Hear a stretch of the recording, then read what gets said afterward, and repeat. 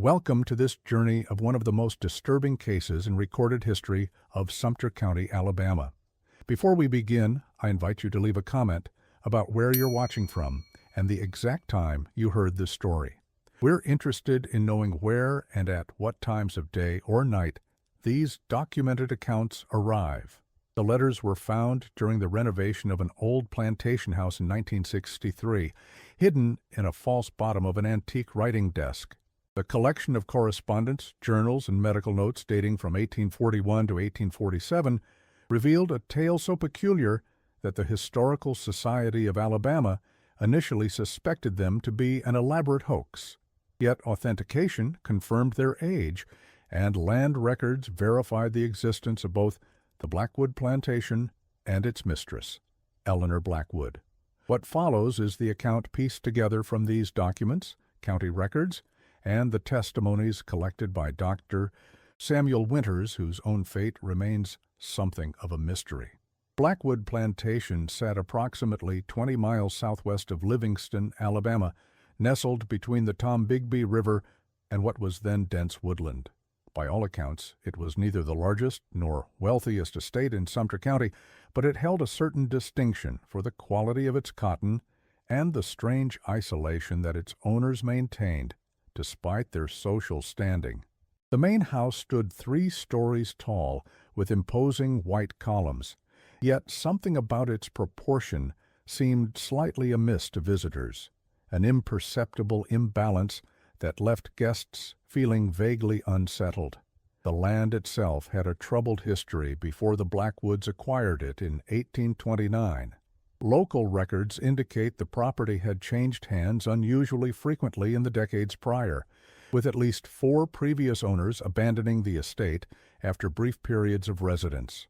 Rumors circulated among the county's older residents about strange sounds that emanated from the ground near the main house, sounds that were attributed to underground springs or limestone caves, though no geological survey ever confirmed their existence.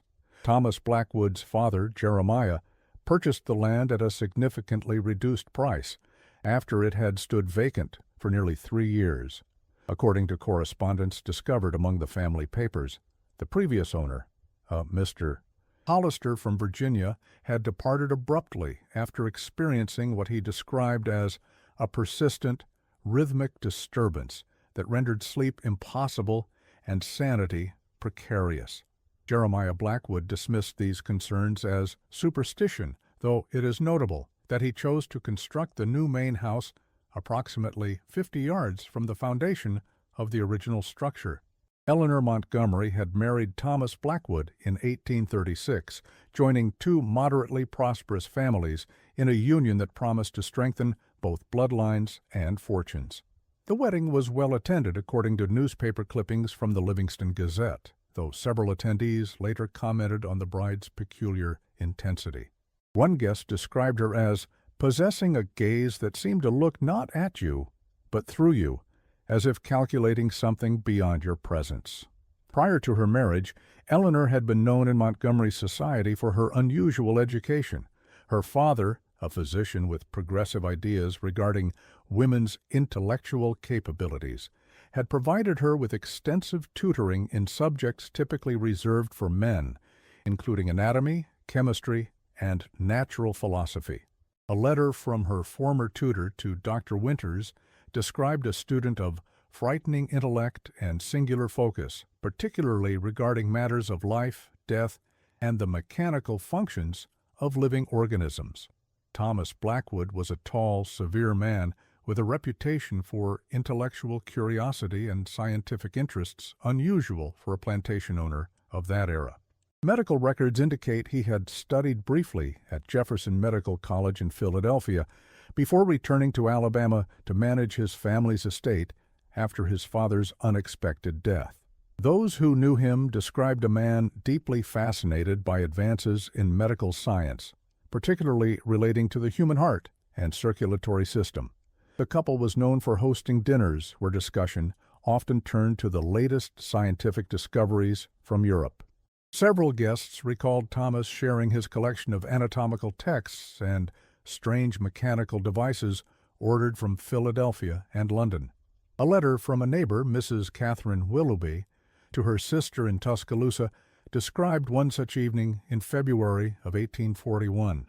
The Blackwoods entertained last evening with their customary peculiarity.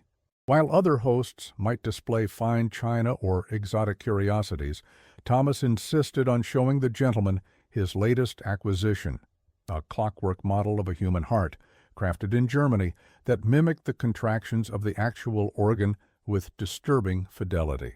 Most unsettling was Eleanor's fascination with the device.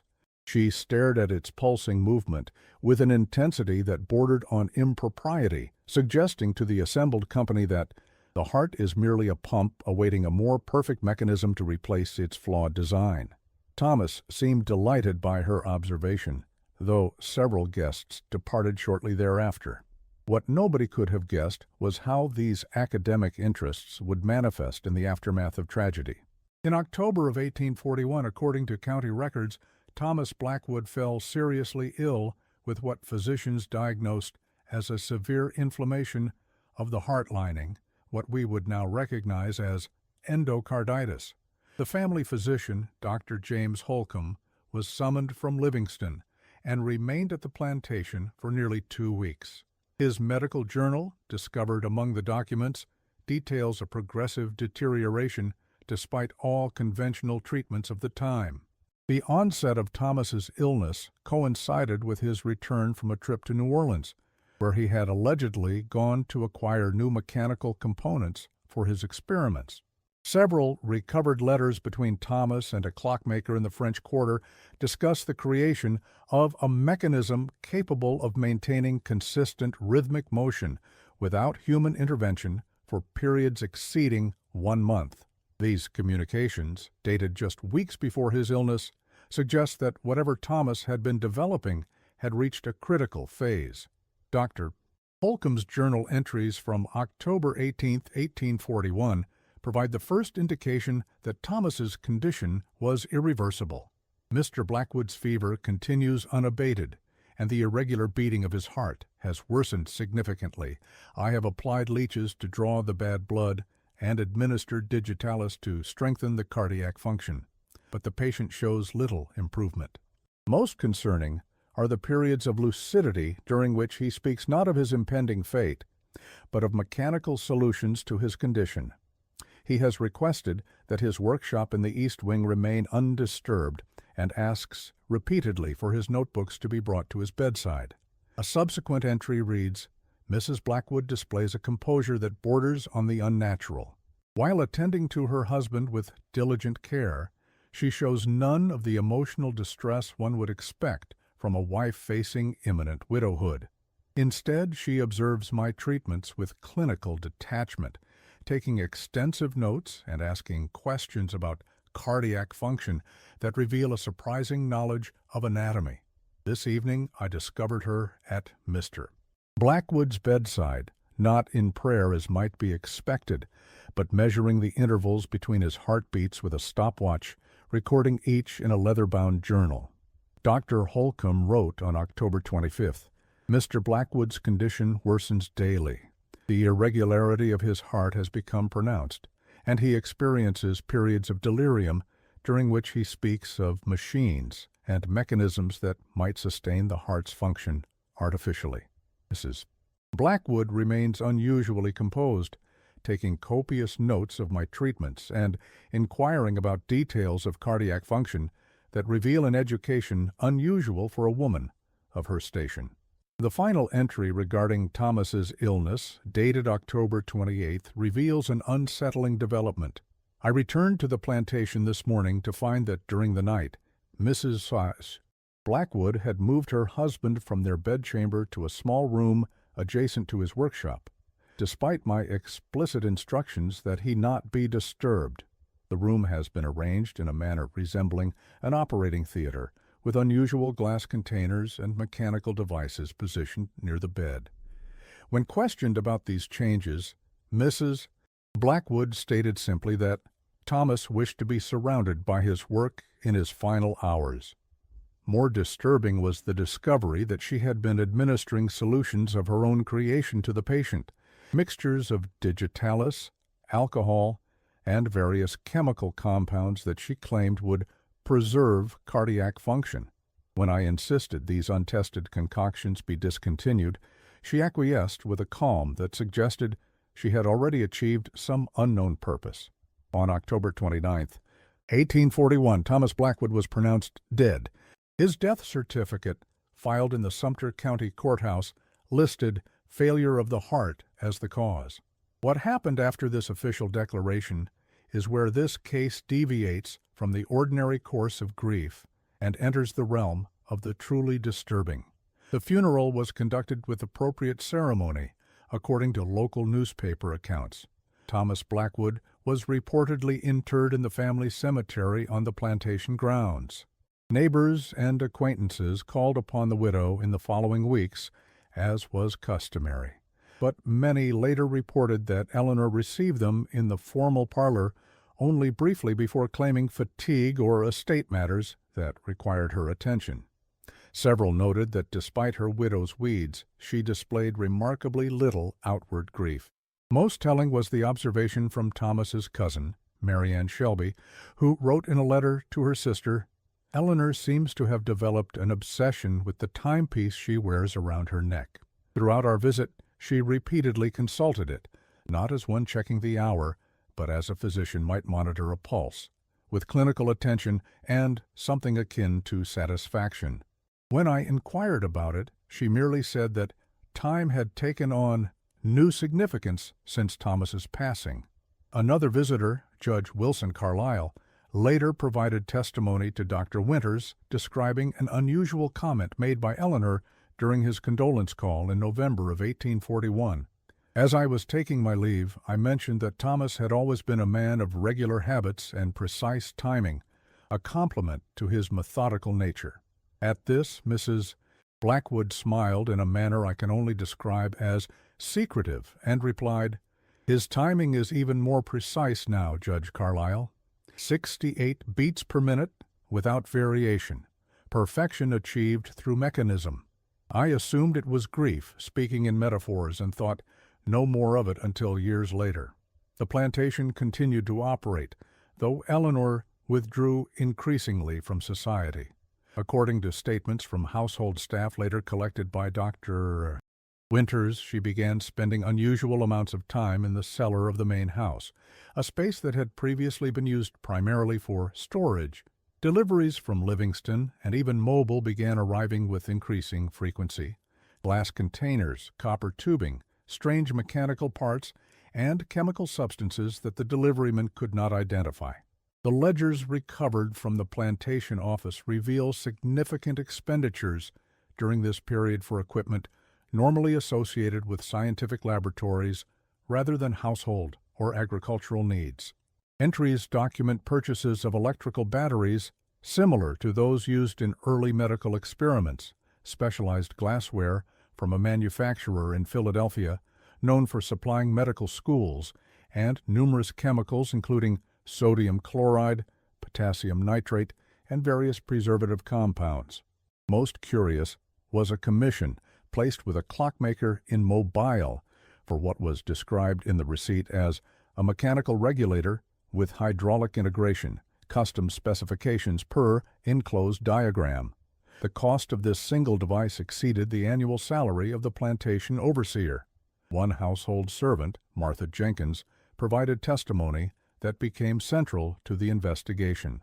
Mrs. Blackwood had the cellar door fitted with a new lock, and only she held the key. Every evening at precisely 8 o'clock, she would descend with a tray of food untouched from dinner and remain below for several hours. Strange sounds could be heard, a rhythmic thumping like something being pumped, and occasionally the clinking of glass. Most unsettling was the low hum that sometimes filled the house late at night, rising through the floorboards like some mechanical beast breathing beneath us. Martha's account continues. "One night, in December, I was awakened by Mrs. Blackwood's voice coming from the cellar. Curious, I crept down the servants' stairs and listened at the door. She was speaking as if to another person, though all in the house knew she was alone below. 'The rhythm is stronger today,' she said. 'Soon you will have enough strength for the next phase. "We are making progress, my love." Then came a sound I cannot adequately describe, a wet, mechanical thudding, followed by what seemed like a gurgle and splash. I fled back to my quarters and prayed until dawn. Another servant, a man named Samuel, who worked primarily in the stables, reported observing Mrs. Blackwood making trips to the family cemetery in the dead of night. According to his statement, she would go out after midnight carrying a basket and tools. I watched from my window above the carriage house as she knelt at Mr. Blackwood's grave and appeared to be collecting soil samples. On one occasion, I distinctly observed her connecting some sort of tube or pipe to something embedded in the gravesite. When questioned the next day about her nocturnal activities, she dismissed me from service immediately. The first real indication that something beyond ordinary grief was occurring at Blackwood Plantation came in February of 1842, when Eleanor ordered several barrels of ice to be delivered weekly, even as winter was just beginning to release its grip on Alabama. The unusual request caused speculation among the townspeople of Livingston, but it was attributed to the eccentricity of grief. Jacob Reynolds, who supplied ice cut from northern lakes and transported south by riverboat, provided a statement to Dr. Winters describing his interactions with Eleanor. Mrs. Blackwood was most particular about the deliveries. They had to arrive before noon, and the ice was to be transferred immediately to the cellar entrance at the rear of the house. She supervised the placement herself, wearing gloves despite the warm weather, and insisted that the men work in silence. Most peculiar was her habit of checking the timepiece around her neck before allowing the ice to be moved, as if the timing of the transfer was of critical importance. Once, when a delivery was delayed by river conditions, I found her in a state of extreme agitation. She kept repeating, "The temperature must not rise above 42 degrees," and offered triple the usual payment if the ice could be delivered within the hour. By spring of that year, Eleanor had dismissed most of the household staff, retaining only Martha Jenkins and a groundskeeper named Isaiah Foster. Both later testified to Dr. Winters about the transformation of the mistress, how she had grown pale and thin, with dark circles beneath her eyes, yet moved with frenetic energy. They described how she would sometimes freeze in the middle of a sentence, head tilted as if listening for something, before hurrying to the cellar door without explanation. Isaiah Foster's testimony provides insight into the physical changes to the plantation during this period. Mrs. Blackwood had me dig trenches from the cellar to various points around the property, one leading to the well, another to the ice house we constructed that spring, and a third that ran all the way to the family cemetery. In these trenches, we laid copper pipes wrapped in oiled cloth. When I inquired about their purpose, she spoke of modernizing the estate's water system, though I observed that the pipes were not of the sort typically used for water transport. They were smaller in diameter and had strange valve mechanisms at regular intervals.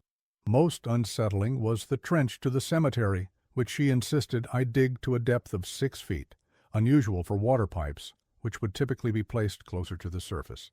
This pipe terminated directly at Mr. Blackwood's grave marker, where Mrs. Blackwood installed some sort of brass fitting herself, dismissing me before its completion.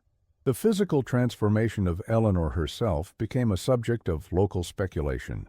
Those few visitors permitted onto the property in the spring of 1842 described a woman changed almost beyond recognition.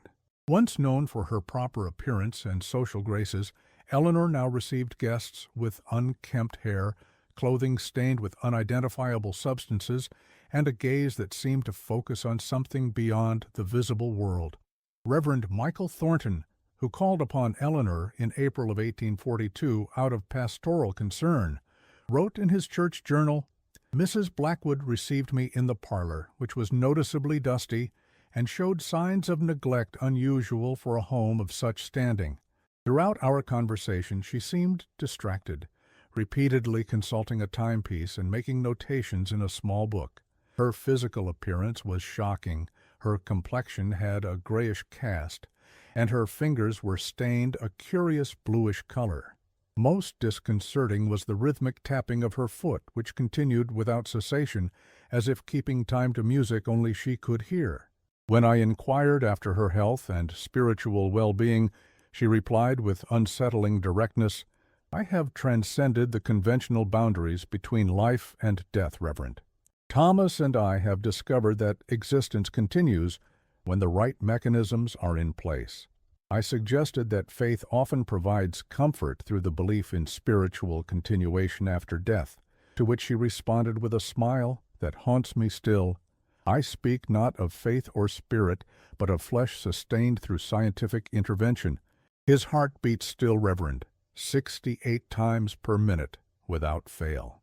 I departed shortly thereafter, and have since prayed fervently for her troubled soul. In June of 1842, Dr. Holcomb was summoned back to the plantation. According to his journal, Eleanor had requested his professional opinion on a theoretical matter. Mrs.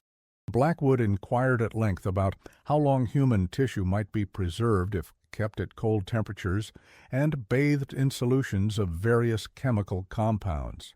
Her questions were disturbingly specific, particularly regarding cardiac muscle. When I expressed concern about the morbid nature of her inquiries, she explained them away, as an attempt to understand her late husband's condition. I left feeling deeply unsettled by our conversation. Dr. Holcomb's journal continues, "Before departing, I requested use of the water closet and deliberately took a wrong turn, hoping to glimpse whatever might be occurring in the cellar that servants' rumors had reached even Livingston. Though I found the cellar door locked, I observed copper pipes running along the baseboards of the hallway, disappearing into the floor at regular intervals. More disturbing was a logbook I glimpsed on a side table, open to a page with columns of numbers recording what appeared to be temperature, pressure, and something labeled simply beats per minute, with entries made at hourly intervals throughout the day and night. The most recent entry showed a steady 68 beats per minute, with a notation reading "optimal rhythm maintained." I departed with grave concerns about Mrs. Blackwood's mental state, though lacking any concrete evidence of impropriety that would justify intervention. The most compelling evidence comes from the Journal of Eleanor herself, which begins in November of 1841, just days after Thomas's funeral. The early entries reveal a mind grappling not with loss, but with technical challenges. November 3, 1841. The preservation solution must be adjusted. The tissue shows signs of degradation at the edges. I have increased the saltpeter concentration according to T's notes and lowered the temperature further.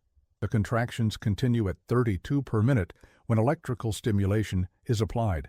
Progress, but far from sustainable. A subsequent entry adds context to her undertaking.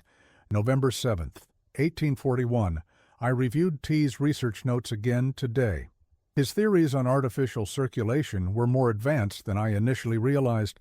The diagrams for the mechanical pump are ingenious, particularly the valve design that mimics the heart's natural chambers. I have begun construction using the brass components he ordered from Philadelphia. The clockmaker's modifications to the regulator mechanism should provide the consistent timing needed. T always believed the key to extending life beyond its natural terminus lay in establishing a perfect mechanical rhythm. Now I shall prove him correct, using his own heart as the demonstration. As the journal continues, Eleanor's entries become increasingly technical, detailing a macabre experiment taking shape in the cellar of Blackwood Plantation. November 18, 1841. First successful test of the primary circulation system. The solution moves through the copper tubing with minimal resistance, maintaining a consistent temperature of 40 degrees. The glass viewing chamber allows perfect observation of the specimen.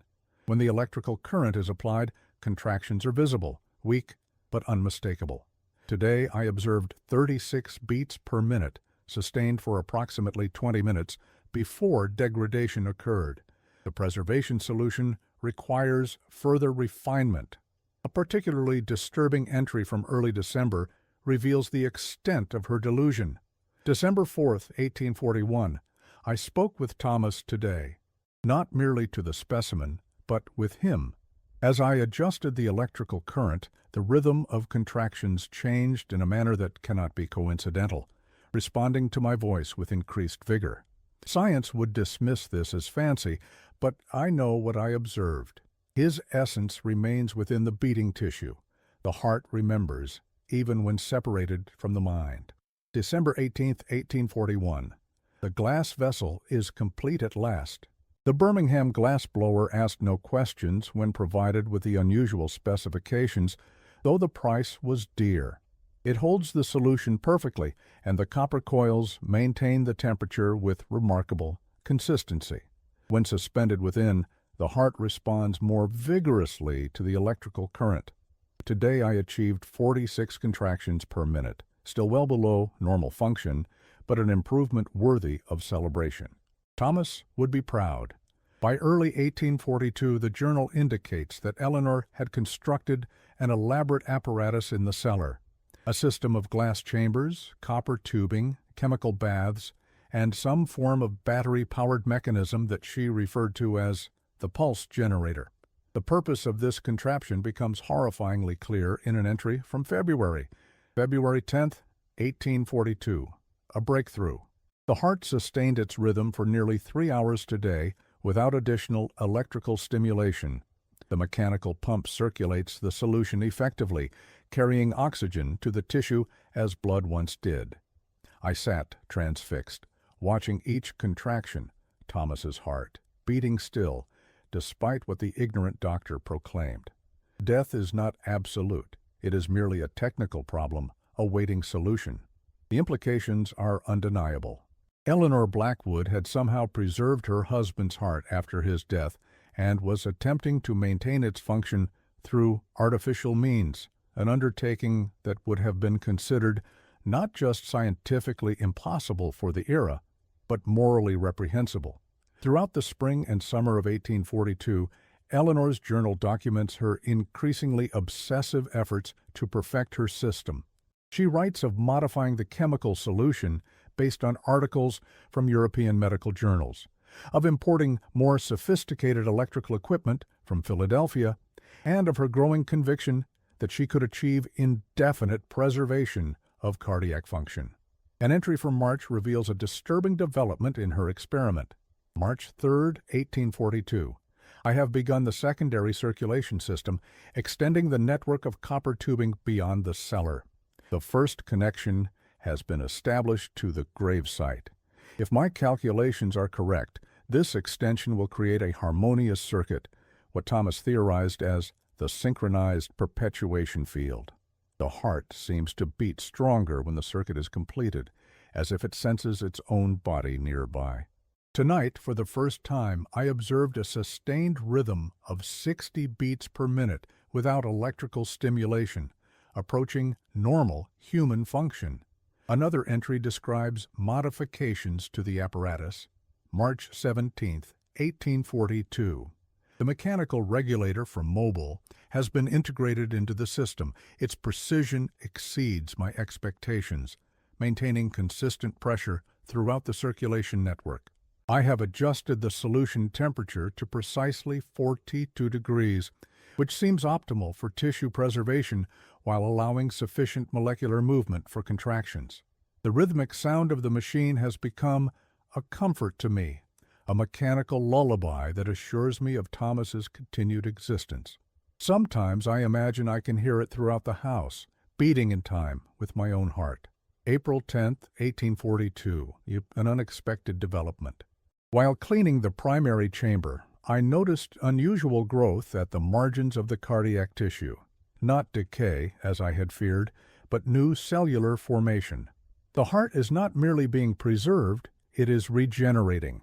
The implications are staggering. I have adjusted the nutrient composition of the solution to encourage this growth. Perhaps complete restoration is possible, not just preservation. May 4, 1842. The heart responded differently today. The rhythm was stronger, more natural, almost as if recognizing my presence. I spoke to it, to him, explaining the improvements to the apparatus. The beats seemed to synchronize with my voice. This is more than preservation. This is communion. Thomas's essence resides in each contraction. He is with me still. What transpired on the plantation increasingly drew attention from the surrounding community. According to statements collected later, unusual odors were reported by those passing the Blackwood property, chemical smells combined with something more organic and unsettling. Lights were observed in the main house at all hours, particularly from the narrow cellar windows that faced away from the road. A neighboring farmer, Robert Wilson, reported to the sheriff that he had observed an unearthly glow emanating from the Blackwood property late at night. His statement describes it wasn't like lamplight or fire, more like a pulsing blue radiance that seemed to rise from the ground itself.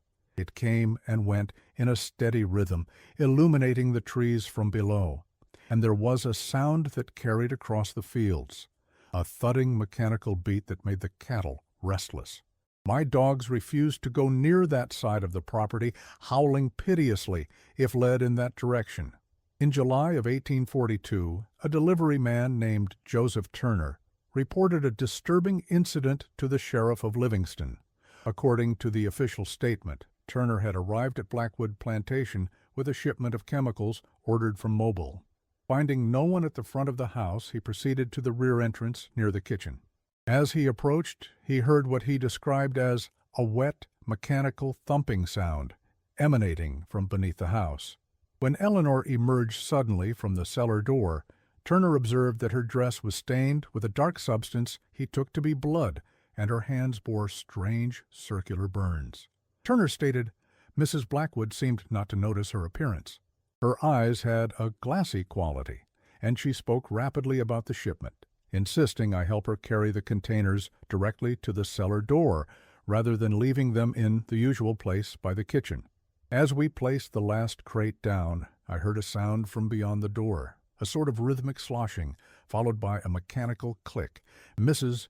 Blackwood must have seen my expression, for she smiled in a way that sent a chill through me and said, "He keeps excellent time now, much more reliable than when alive."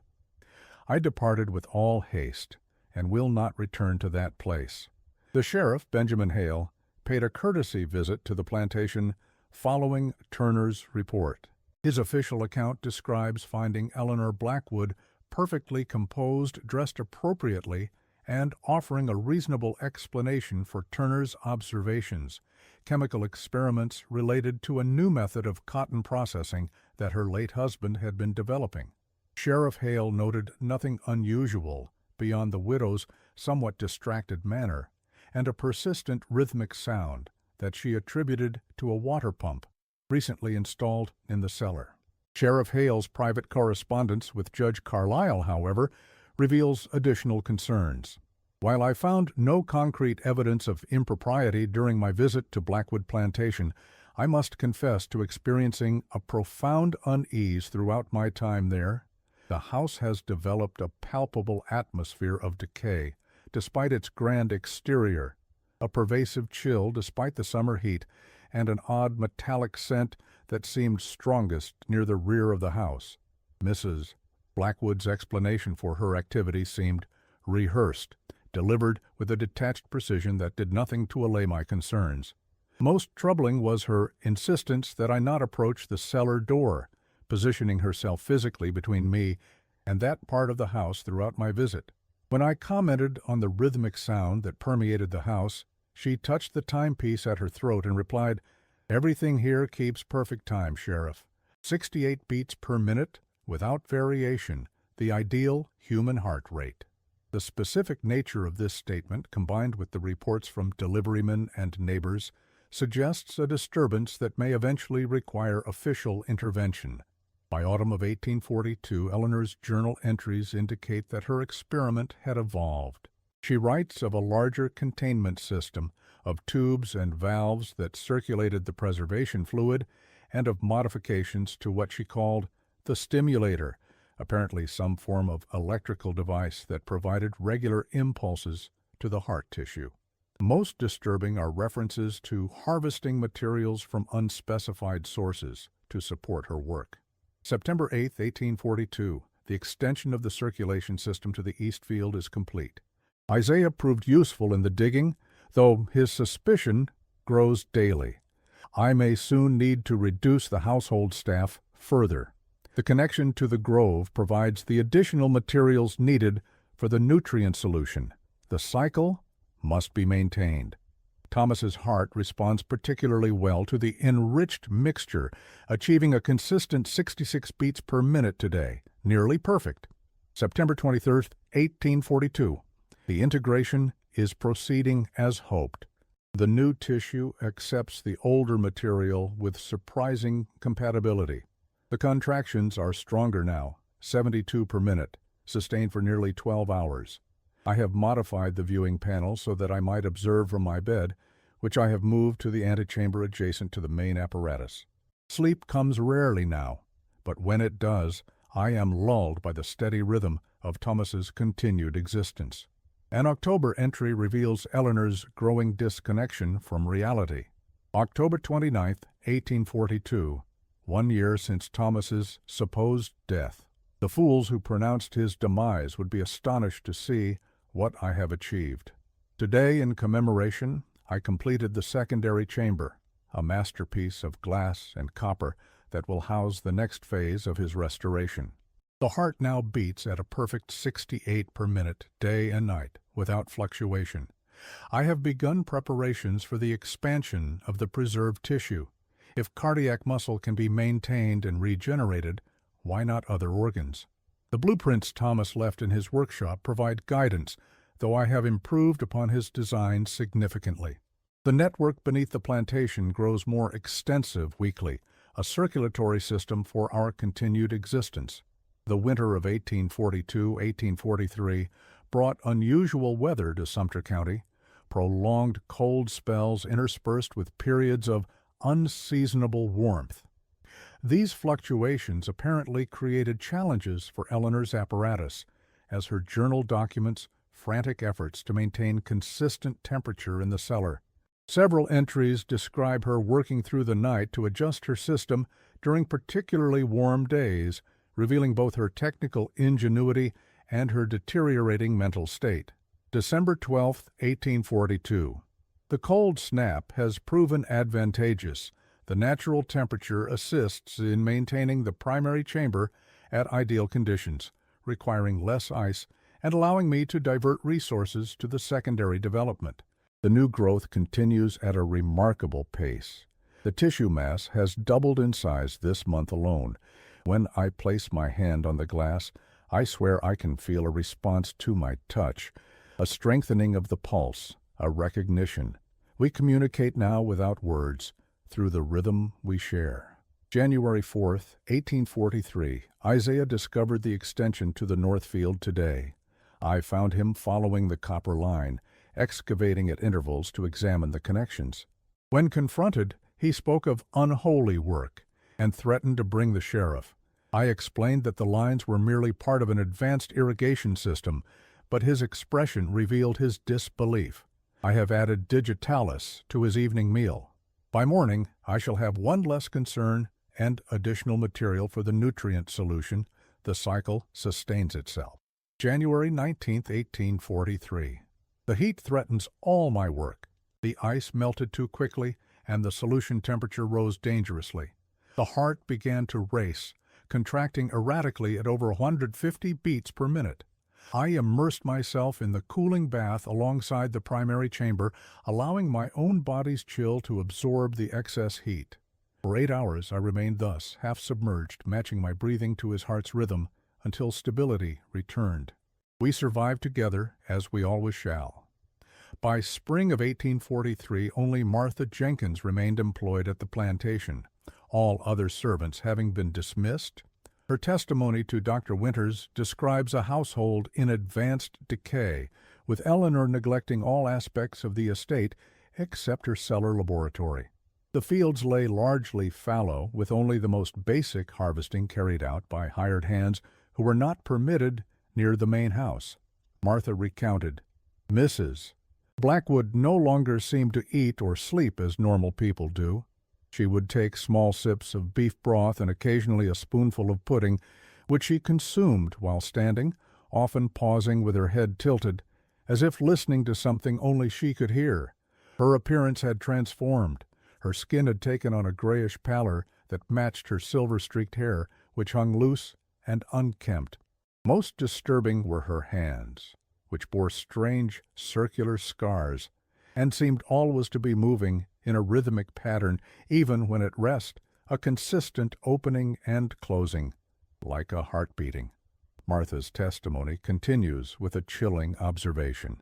In March of that year, I noticed that Mrs. Blackwood had begun wearing a strange apparatus beneath her clothing, a contraption of tubes and metal that seemed connected to the timepiece around her neck. Once, while helping her change a dressing on her arm where she had suffered a burn, I glimpsed what appeared to be a tube inserted directly into the vein at her wrist, connected to a small glass vial of reddish fluid. When she saw my expression, she smiled and said, "Thomas and I share circulation now, Martha. His essence flows through me as mine nourishes him. The integration progresses." I would have fled that very night had not my family's situation required the continued employment. Further evidence of Eleanor's physical transformation comes from a chance encounter documented by a traveling salesman who visited the plantation in April of 1843. In a letter to his employer explaining his hasty departure from the area, he wrote, "The mistress of Blackwood Plantation is a medical oddity that would interest physicians in Philadelphia. Though not yet 40, her appearance suggests advanced age, with skin bearing a translucent quality, through which one can observe the movement of blood in the vessels beneath.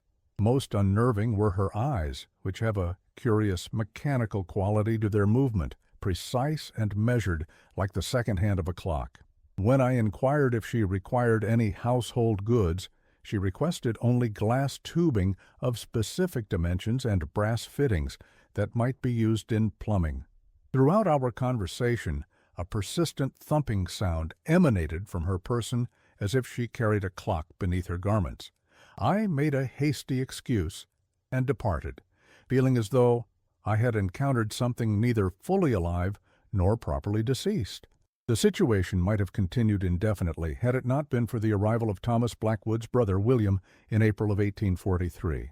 Having been abroad in Europe for several years, William had only recently learned of his brother's death and had come to pay his respects and check on his sister-in-law's welfare. The account of his visit comes from a letter he sent to the family attorney in Mobile, which was later provided to Dr. Winters. I found Blackwood Plantation in a state of shocking neglect. The once impressive drive was overgrown, and the main house showed clear signs of deferred maintenance. Eleanor received me in the parlor, which was musty from disuse. She was a changed woman, gaunt and distracted, yet speaking with feverish animation about advancements and the continuation of Thomas's work. Throughout our conversation, strange mechanical sounds emanated from beneath the floor and, more disturbingly, from Eleanor herself. She wore a high-necked dress despite the warm weather, but I could discern what appeared to be metal components beneath the fabric, and at her collar, what looked like the edge of a surgical dressing. Her movements were stiff and precisely timed, as if she were synchronizing herself to some invisible metronome. When I inquired about visiting my brother's grave, her reaction was most peculiar. She became agitated, insisting that such a visit would be premature, a word choice that struck me as bizarre given that Thomas had been dead for nearly 18 months. Throughout our conversation, she repeatedly consulted a strange timepiece she wore around her neck and seemed to be counting under her breath. Most disturbing was the constant rhythmic sound emanating from beneath the floor, a mechanical pumping interspersed with what I can only describe as a wet, thudding noise. When I inquired about it, Eleanor smiled in a manner that chilled me and said, "That is merely Thomas, keeping time as he always did." I insisted on seeing the cellar, at which point Eleanor became hysterical, claiming that the environment must remain stable and that uninitiated presence could disrupt the rhythm.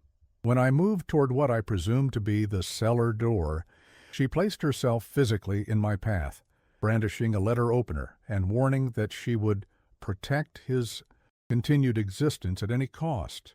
Fearing for my safety and her sanity, I departed and am now writing to request legal intervention. I believe my sister-in-law is suffering from a dangerous delusion related to my brother's death and requires institutional care. William's letter continues with a disturbing postscript. Before leaving the plantation, I disregarded Eleanor's warnings and made my way to the family cemetery, determined to pay my respects at my brother's grave. What I found there defies rational explanation. The gravestone was in place, but the earth showed signs of recent disturbance. Most alarming was a copper pipe emerging from the ground near the headstone, connected to what appeared to be a pressure gauge and a small mechanical device that emitted a rhythmic clicking. When I touched the pipe, it was warm and seemed to pulse slightly beneath my fingers. I cannot explain what I observed, but I am now convinced that something beyond mere delusion is occurring at Blackwood Plantation, something that may involve the desecration of my brother's remains. The attorney forwarded William's letter to Sheriff Hale, who organized a visit to the plantation in early May of 1843. According to the official report, the sheriff, accompanied by Dr. Holcomb and 2 deputies, arrived to find Eleanor Blackwood barricaded inside the main house. After repeated attempts to engage her in conversation, they forced entry through a rear door. The report states, "Upon entering the main hall, we immediately detected a strong chemical odor combined with a more troubling scent reminiscent of a slaughterhouse. A persistent mechanical sound emanated from below, accompanied by an electrical hum. Mrs. Blackwood was discovered at the cellar door, armed with a hunting rifle belonging to her late husband. After a brief negotiation, Dr. Holcomb convinced her to surrender the weapon. Mrs. Blackwood's physical condition was alarming. Her dress was stained with what appeared to be both chemical burns and bodily fluids, and we observed what seemed to be surgical tubing emerging from beneath the cuff of her sleeve. She moved in an unnatural manner, with jerky precision, and spoke in rhythmic patterns that aligned with the mechanical sounds from the cellar. Mrs. Blackwood then became insistent that we could not interrupt the sequence, and that Thomas required her attention immediately. When informed that Thomas Blackwood had been deceased for over 18 months, she laughed in a manner that caused great discomfort to all present and stated, "His heart beats still. Come and witness immortality achieved." Against Dr. Holcomb's advice that we remove Mrs. Blackwood from the premises immediately, I determined that we should investigate her claims regarding the cellar. Upon opening the locked door, we were confronted with a scene that defies rational explanation. What followed in Sheriff Hale's report was redacted in the official records filed with the county. However, Dr. Holcomb's medical journal provides a more complete account. The cellar had been transformed into a laboratory of sorts, illuminated by dozens of oil lamps. The center of the room was dominated by a large glass apparatus filled with a cloudy fluid that glowed faintly in the lamplight.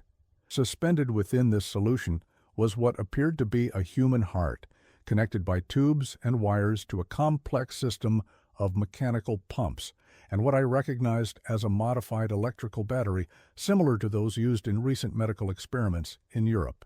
Most disturbing was the fact that the heart was, indeed, contracting rhythmically, approximately 70 beats per minute. The contractions were driving the circulation of the fluid throughout the system of glass tubes that extended throughout the cellar, disappearing into the stone walls at several points. The apparatus was far more extensive than I had imagined possible. Beyond the primary chamber housing the heart, a secondary glass container held what appeared to be developing tissue of indeterminate origin, a mass of cellular material that pulsed in unison with the heart. The copper tubing we had observed throughout the house connected to this system, creating what Eleanor referred to as the circuit, apparently a network extending to various points on the plantation grounds, including the family cemetery. Mrs. Blackwood approached the apparatus with reverence, adjusting valves and checking instruments attached to the main chamber. She spoke to us without taking her eyes from the suspended organ. Thomas and I have transcended the limitations of death. His heart has beaten continuously for 553 days. The solution must be refreshed daily, the electrical charge maintained, but he continues. Soon I will complete the secondary chamber, and we will achieve full restoration.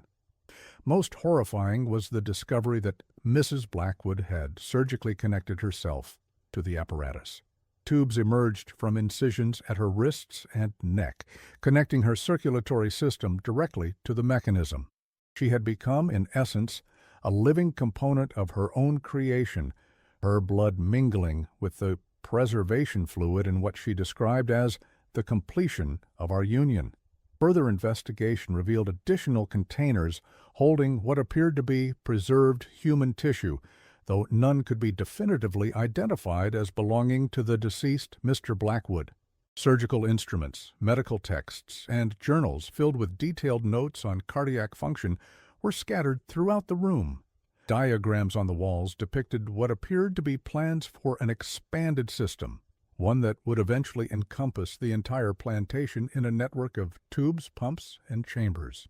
The mechanical sound that had been reported throughout the house emanated from a central pump, a device of remarkable sophistication that maintained pressure throughout the system. According to Eleanor's explanation, this pump had been running continuously for over a year, requiring only occasional maintenance and adjustment. Mrs. Blackwood became increasingly agitated when Sheriff Hale suggested we dismantle the apparatus, insisting that doing so would kill Thomas a second time. When the sheriff's deputy moved toward the main power source, Mrs. Blackwood became violent, necessitating restraint. As we removed her from the cellar, the rhythmic contractions of the heart began to accelerate erratically. Deputy Marshal James Cooper provided additional details in his personal account of the intervention. As we separated Mrs. Blackwood from the apparatus, removing the tubes connected to her body, she underwent a transformation that haunts me still. Her movements, which had been mechanically precise, became spasmodic and uncoordinated. She gasped for air like a fish removed from water, and her skin, already pale, took on a bluish tinge. Most unsettling was her voice, which emerged not as a human scream, but as a rhythmic, mechanical clicking that matched the increasingly erratic contractions of the heart in the glass chamber. "We share circulation," she repeated. "Separate us, and both perish." Whether this was delusion or some ungodly truth, I cannot say with certainty. Eleanor Blackwood was taken into custody and transported to the Alabama State Hospital for the Insane in Tuscaloosa, where she was admitted on May 12, 1843. Hospital records indicate that she was diagnosed with monomania centered on the delusion of having preserved her husband's life through mechanical means. The attending physician noted that she continued to count constantly under her breath, presumably maintaining the rhythm that had governed her life in the cellar. The hospital admission documents describe Eleanor's physical condition in clinical detail. Patient exhibits numerous self-inflicted surgical modifications, including catheterization of the radial arteries at both wrists and the right carotid artery at the neck. These wounds show evidence of long-term cannulation, with significant tissue adaptation around the entry point, suggesting the tubes had been in place for months. The patient's blood exhibits unusual properties, decreased viscosity, and a faint bluish tinge, with chemical analysis revealing the presence of preservative compounds similar to those used in anatomical specimens. Cardiac examination reveals an unusual regularity to the patient's heartbeat, precisely 68 beats per minute regardless of activity or emotional state, suggesting possible damage to the natural regulatory mechanisms. Dr. Holcomb and Sheriff Hale returned to Blackwood Plantation the following day with instructions to dismantle the Cellar laboratory. According to their reports, they found the main apparatus still functioning, though the heart within had begun to deteriorate. Dr. Holcomb documented the system in detail before they dismantled it, Noting with scientific objectivity the ingenious, if macabre, methods Eleanor had employed to maintain the tissue's function. Dr. Holcomb's notes include technical observations that later proved significant to medical science. The preservation solution contains a precise mixture of saline, potassium, and other compounds that maintain cellular integrity while allowing continued muscular contraction, a formula not unlike what is being developed in European laboratories for the study of isolated tissue. More remarkable is the mechanical system that circulates this fluid, regulates temperature, and provides electrical stimulation in patterns that mimic natural nerve impulses. Most impressive is the valve mechanism that controls pressure throughout the system, a design that bears striking similarity to the heart's own valves, but constructed of brass and rubber with a precision that exceeds current medical devices. The official report states that all biological materials were properly interred in the Blackwood family cemetery. The mechanical components were dismantled and removed from the property. Dr. Holcomb retained certain journals and diagrams for medical research purposes with the approval of William Blackwood, who had taken legal responsibility for the estate. What the official record does not include, but Dr. Holcomb confided in private correspondence to a colleague in Philadelphia, was the discovery made when they attempted to excavate the copper tubing leading to Thomas Blackwood's grave. Upon reaching the burial site, we discovered that the copper line connected to a complex mechanism embedded directly in the coffin. When we exhumed the casket, an operation I undertook with the greatest reluctance, we found it had been modified with glass viewing panels and interior copper tubing arranged in a pattern corresponding to a human circulatory system. Most disturbing was the discovery that the coffin contained not a complete body, but rather a carefully arranged assemblage of preserved tissues connected to the tubing system, as if Mrs. Blackwood had been gradually reconstructing her husband's physical form, piece by piece. The heart, it seems, was merely the beginning of a project whose full scope we may never comprehend. The story might have ended there, a tragic case of grief-induced madness, had Dr. Samuel Winters not become involved in 1955. Dr. Winters, a cardiologist with an interest in medical history, had encountered references to the Blackwood case in Dr. Holcomb's papers, which had been donated to the University of Alabama's Medical School archives.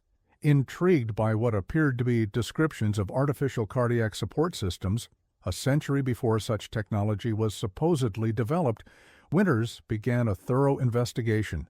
Over the course of 8 years, Winters collected all available documentation related to the case, interviewed descendants of those involved, and eventually visited the remains of Blackwood Plantation, which had burned partially in 1890 and been abandoned thereafter. His findings, compiled in a monograph that was never officially published, suggest that the case was even more extraordinary than official records indicated.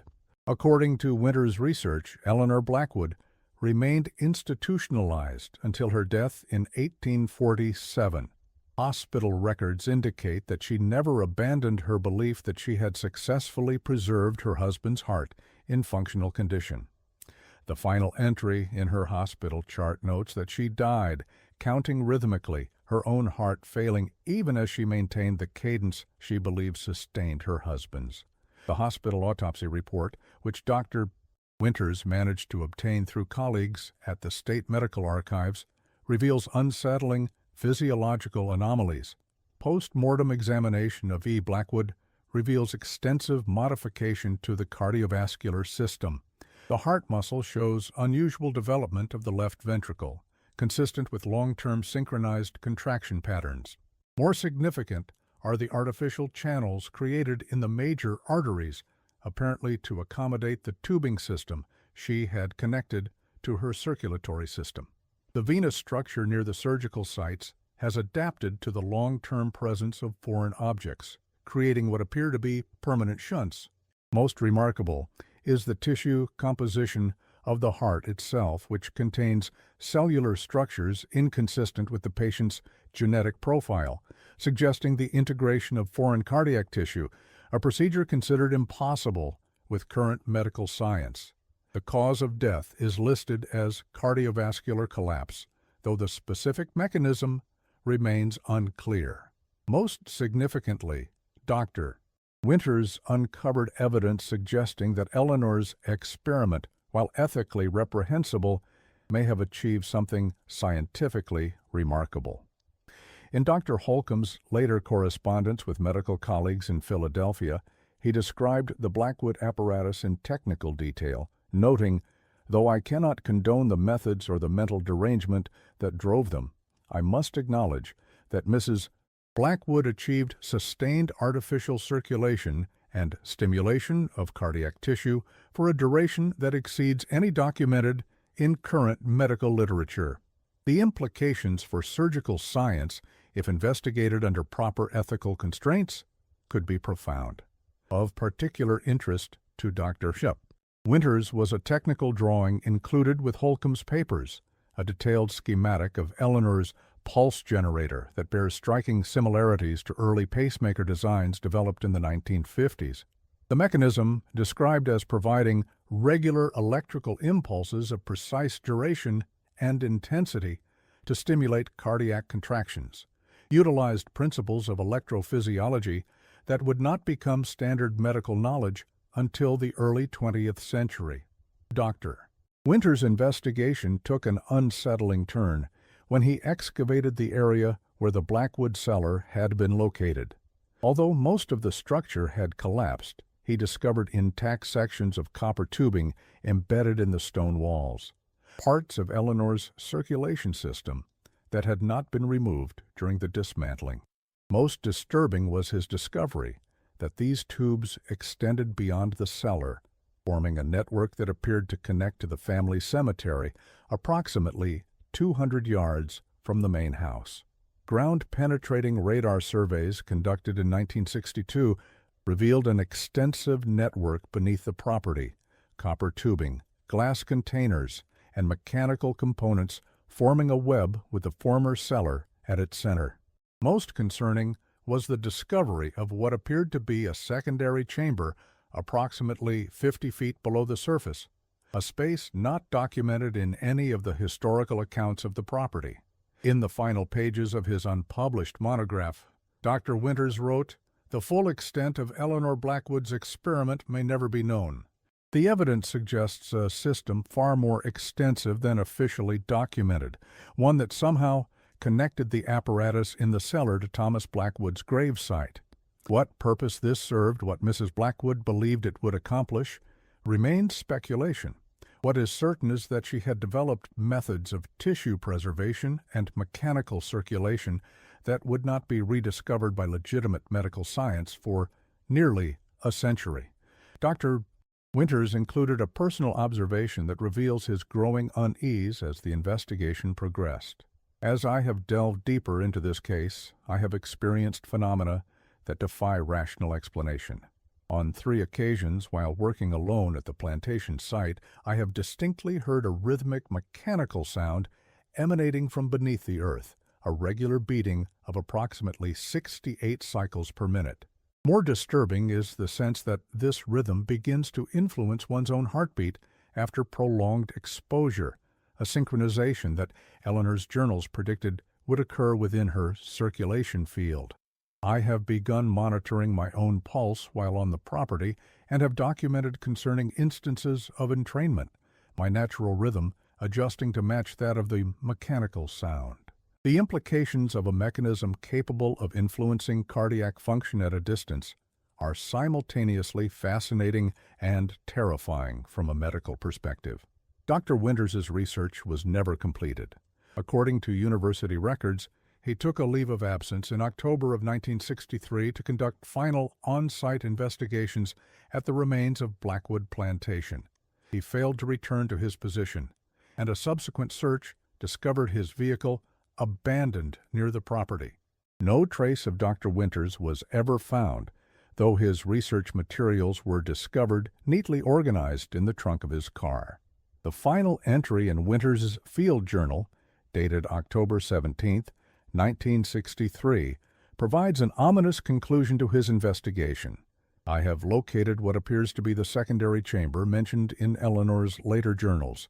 Beneath the collapsed eastern wing of the main house lies a sealed room, accessible only through a narrow shaft. Initial observations confirm my suspicions. The apparatus was never fully dismantled.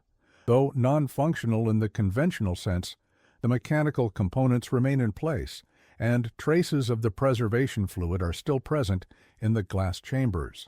Most significant is the discovery of preserved tissue within the secondary container, material that appears to have continued developing even after Eleanor's institutionalization. Tomorrow I intend to collect samples for laboratory analysis. If my hypothesis is correct, Eleanor Blackwood achieved something beyond current medical understanding, a method of sustaining and propagating living tissue independent of a complete organism. The rhythmic sound is stronger here than anywhere else on the property, a persistent, mechanical beating that seems to emanate not just from the apparatus, but from the ground itself. I have noticed my own heartbeat adjusting to its cadence, precisely 68 beats per minute, regardless of my activity level or emotional state. The synchronization Eleanor described in her journals appears to be a genuine physiological phenomenon rather than a delusion. Local residents reported unusual lights on the abandoned plantation grounds the night of Winters' disappearance, and some claim to have heard a rhythmic mechanical sound emanating from the ruins, accounts that were dismissed as superstition by authorities. The search for Dr. Winters continued for several weeks, with particular attention paid to the shaft he had described in his journal. Rescue workers reported difficulty maintaining their equipment in the vicinity of the chamber. Flashlight batteries drained inexplicably, and 2 workers experienced cardiac arrhythmias requiring medical attention. The search was ultimately abandoned when a partial collapse sealed the underground chamber, rendering further exploration impossible without major excavation equipment. The remains of Blackwood Plantation were bulldozed in 1967 to make way for a highway expansion project. During excavation, construction workers reported discovering an extensive network of copper tubing and glass fragments beneath the soil, materials that were removed without archaeological documentation, despite their unusual nature. Several workers involved in the excavation later sought medical treatment for unexplained cardiac symptoms. Medical records obtained by a journalist investigating the Winters disappearance in 1975 reveal that 3 construction workers developed identical arrhythmias characterized by a fixed heart rate of 68 beats per minute that proved resistant to conventional treatment. All 3 men reported recurring dreams of mechanical pumping sounds and flowing liquids. One worker, James Merritt, described persistent sensations of something flowing beneath my skin, moving in time with a machine somewhere underground. The highway that now passes over the former site of Blackwood Plantation has been the subject of persistent local rumors about mechanical sounds heard by travelers late at night, a rhythmic thumping that seems to emanate from beneath the asphalt. Engineers have investigated these complaints multiple times, attributing the phenomenon to normal settling of the roadbed and the acoustics of the surrounding terrain. In 1972, a series of unexplained vehicle malfunctions occurred along the quarter-mile stretch of highway passing over the former plantation site. Service records from local repair shops document dozens of cases of electrical system failures, with batteries draining completely despite being recently installed. Several motorists reported that their vehicles' engines began to operate at unusual rhythms before shutting down entirely, the pistons firing at precisely 68 cycles per minute, regardless of acceleration attempts. Perhaps most unsettling is the account from a highway maintenance worker who, in 1972, discovered a small pocket watch-sized mechanical device partially exposed in the soil beside the road during routine repairs. According to his statement, the device emitted a faint clicking sound synchronized to what felt like a pulse. By the time county officials arrived to investigate, The object had disappeared, presumably collected by a curious passerby. The maintenance worker, Henry Davis, provided a detailed description of the object to local authorities. It was about the size of a pocket watch, but heavier, made of brass and glass, with some kind of liquid visible inside. What caught my attention was the regular ticking and a faint blue glow that seemed to pulse in rhythm with the sound.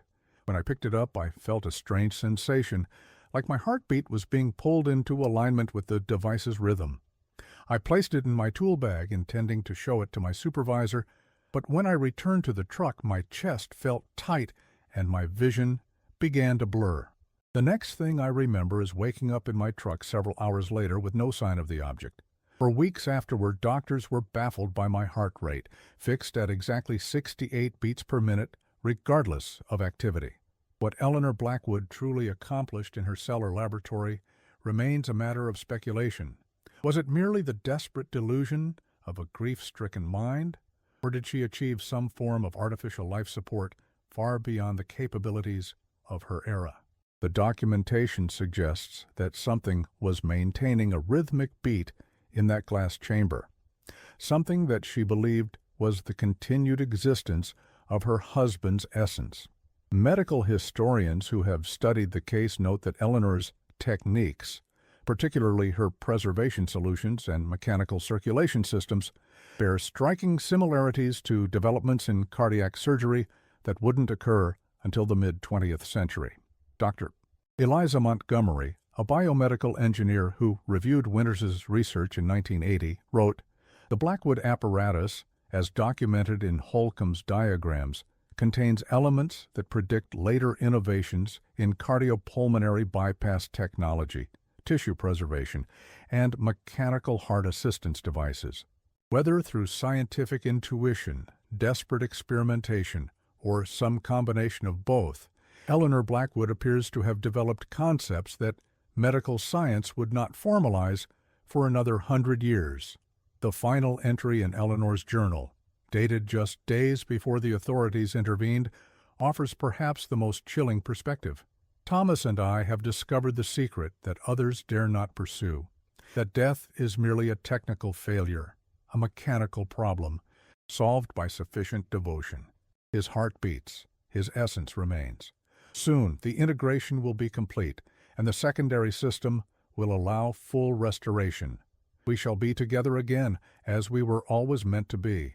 The rhythm sustains us both now. My heart beats in time with his, 68 beats per minute, the cadence of our shared existence.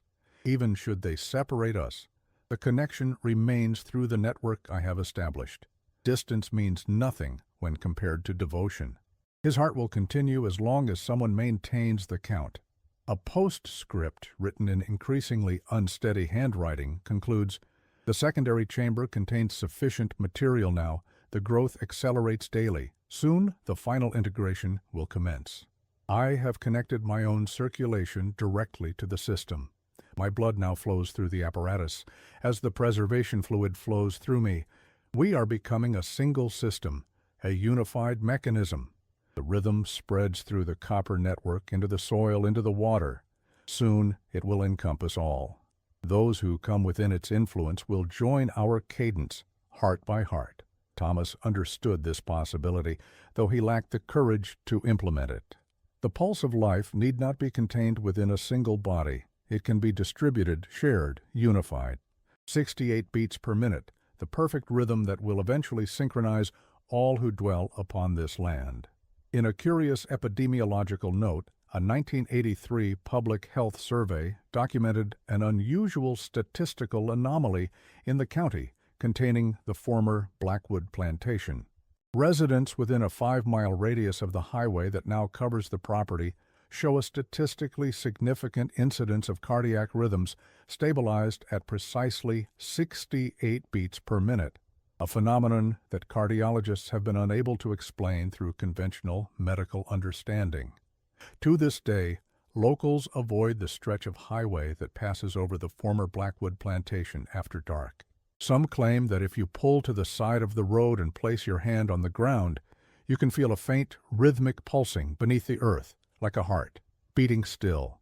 Others report that their own heartbeats begin to synchronize with this rhythm if they remain in the area too long, a steady mechanical cadence of exactly 68 beats per minute. Most disturbing are the reports from long-haul truck drivers who regularly travel the route. Several have documented unusual experiences while passing the site at night, their digital watches and vehicle clocks synchronizing to a common rhythm, engine timing adjusting spontaneously, and in some cases, the drivers themselves experiencing a sensation described as your heart suddenly deciding to march to someone else's drummer. Cardiac monitoring equipment worn by one driver as part of a sleep study recorded his heart rate shifting abruptly to exactly 68 beats per minute, while passing the location, returning to normal variability approximately 10 miles beyond the site. The final mystery of Blackwood Plantation remains unsolved. In 1992, during expansion of the highway shoulder, workers uncovered a small sealed glass vial containing what appeared to be preserved cardiac tissue. Before it could be properly examined, the vial disappeared from the county medical examiner's office. The night of its disappearance, motorists reported an unusual blue glow emanating from the soil beside the highway, pulsing at a steady rhythm that one witness, a nurse, identified as exactly 68 beats per minute. Perhaps Eleanor Blackwood's experiment continues beneath the asphalt and soil, a mechanical heart still beating in its glass chamber, waiting for someone to continue the work she began. Or perhaps it is merely local legend built upon the foundation of a grief-stricken woman's delusion. What remains certain is that somewhere in the medical archives of Alabama, Eleanor's journals continue to describe techniques of tissue preservation and mechanical circulation that were decades ahead of their time, innovations born of desperation and devotion that blur the boundary between macabre obsession and scientific breakthrough. And if you find yourself driving that stretch of highway through Sumter County late at night, you might notice your car's engine beginning to run at an unusual rhythm, or feel your own pulse adjusting to a steady cadence. 68 beats per minute, the rhythm that Eleanor believed could sustain life beyond death itself.